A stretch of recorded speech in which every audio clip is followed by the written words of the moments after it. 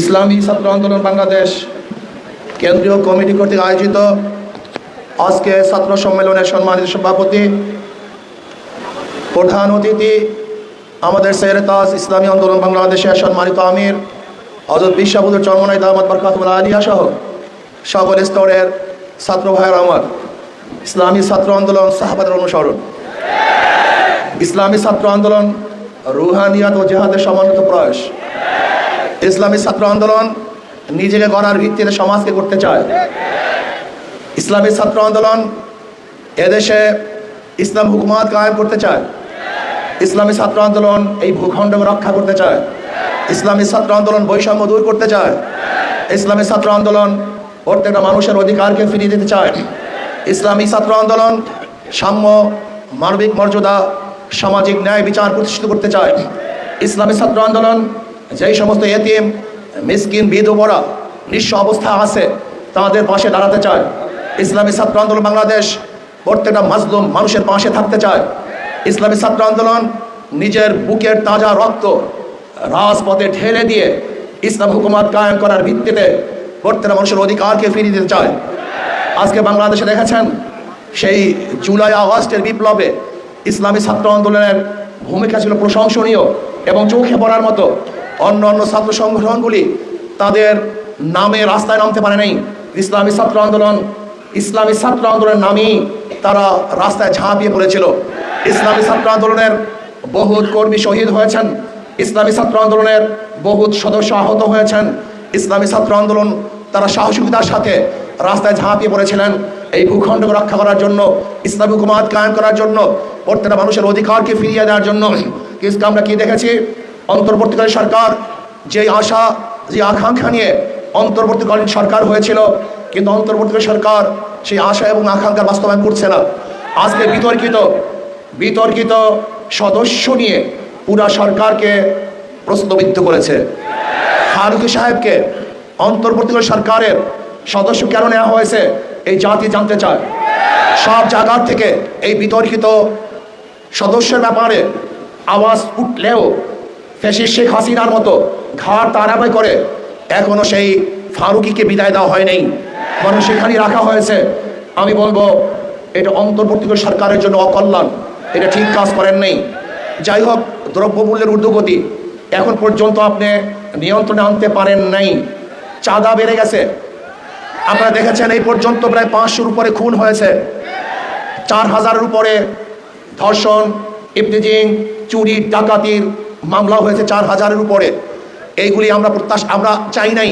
এই জাতি কোনো অবস্থাতেই নির্বিচারে হত্যার বাংলাদেশে দেখতে চায় না। আমার কোনো মেয়ে ধর্ষিতা হোক, এটা বাংলাদেশের মানুষ দেখতে চায় না।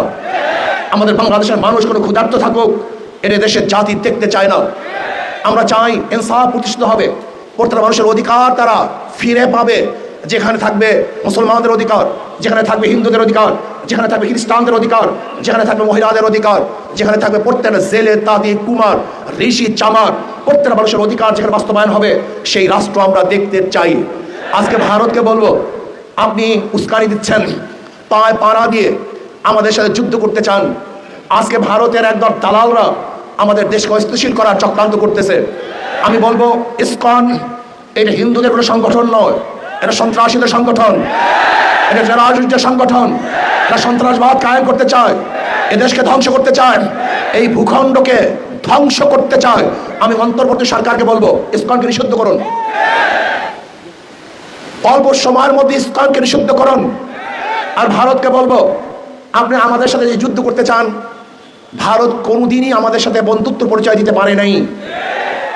ভারত সে দেশের সংখ্যালঘুদের উপরে ভালো ব্যবহার করতে পারে নাই, তাদের সাথে ভালো আচরণ করতে পারে নাই, তাদের সাথে বৈষম্য দূর করতে পারে নাই। আপনারা শুনেছেন ভারতের মধ্যে বাবরি মসজিদকে ভেঙে দেওয়া হয়েছিল, জ্ঞান পাপি মসজিদকে, সেখানে মন্দির বানাবার চক্রান্ত চলতেছে। ভারতের মধ্যে গরুর গোশত বহন করার অজুহাতে বহুত মুসলিমদেরকে হত্যা করা হয়েছে। আপনারা দেখেছেন কর্ণাটকে আমার বোন বোরখা পরে কলেজে যাওয়ার কারণে তাকে অপমান করা হয়েছে। আপনারা দেখেছেন হাজারো বোনদেরকে ভারতে ধর্ষণ করা হয়েছে। যেখানে সংখ্যালঘুরা ভারতের মধ্যে পার্সেন্টেজ অনুযায়ী এখনো চাকরি পাচ্ছে না, যেখানে মুসলমানদের পার্সেন্টেজ 25-30-এর উপরে, সেখানে চাকরির হার মাত্র 1%। অথচ বাংলাদেশের সংখ্যালঘুদের হার কত আর চাকরির হার কত আপনি জানেন? 37% আজকে সংখ্যালঘুদের চাকরি, 37%। আমাদের মুসলমানদের চেয়েও তাদের চাকরির পার্সেন্টেজ অনেক বেশি। এরপর আমরা বৈষম্য করছি। অথচ যে ভারতের মধ্যে ধর্মীয় অনুষ্ঠান পালন করতে দেয় না, যেই ভারতের মধ্যে ধর্মীয় মসজিদগুলিকে ধ্বংস করা হচ্ছে, যেই ভারতের মধ্যে বারবার হিন্দু মুসলিম দাঙ্গা সৃষ্টি করার জন্য উগ্রবাদীরা চক্রান্ত করছে, যেই ভারত আমাদের সাথে 71 বৈষম্য করেছে, 71 স্বাধীনতার পরে 30,000 কোটি টাকার সম্পত্তি ভারত লুট করেছে। আপনি জানেন 71 এই ভারত আমাদের বাংলাদেশ থেকে বাথরুমের ভালো ভালো টেপগুলি নিয়ে গেছে, বাথরুমের ভেসিনগুলি নিয়ে গেছে। যেই ঘরের মধ্যে ভালো আলমিরা ছিল সেই আলমিরাগুলো পর্যন্ত ভারত নিয়ে গেছে। আপনারা জানেন ভালো গাড়িগুলি ভারত আমাদের থেকে চুরি করে ভারতই নিয়ে গেছে। আমাদের দেশের হাজার অস্ত্র ভারত ডাকাতি করে নিয়ে গেছে। ভারত আমাদের সাথে আজ পর্যন্ত ভালো বন্ধুত্ব পরিচয় দিতে পারে নেই। 25 সালা গোলামী চুক্তির মাধ্যমে ভারত আমাদেরকে গোলাম বানিয়েছে। ভারত ফরাক্কাবাদে বাদ দিয়ে আমাদেরকে মরুভূমিতে পরিণত করেছে। আমাদেরকে না খেয়ে মারার চক্রান্ত ভারত করেছে। আজ পর্যন্ত নদীগুলো 54টা নদীর আজ পর্যন্ত পানির সমাধান ভারত করতে পারে নাই। দেখেন ইসকনকে নিয়ে আজকে ভারত আমাদের খাদ্য বন্ধ করে দিয়েছে, আমাদের সাথে তারা বাণিজ্য করবে না। চিকিৎসাও বন্ধ করে দিয়েছে, তারা আমাদের চিকিৎসা করবে না। আমাকে কালকে প্রশ্ন করেছে ভারত যদি চিকিৎসা বন্ধ করে দেয় আমাদের অবস্থা কি হবে? আমি বলছি খুব ভালো হবে। আমাদের দেশে ভালো ভালো হসপিটাল আমরা নির্মাণ করব। ভারত যদি চিকিৎসা বন্ধ করে দেয় আমাদের দেশে হাজারো ভালো ভালো ডাক্তার আমরা তৈরি করব।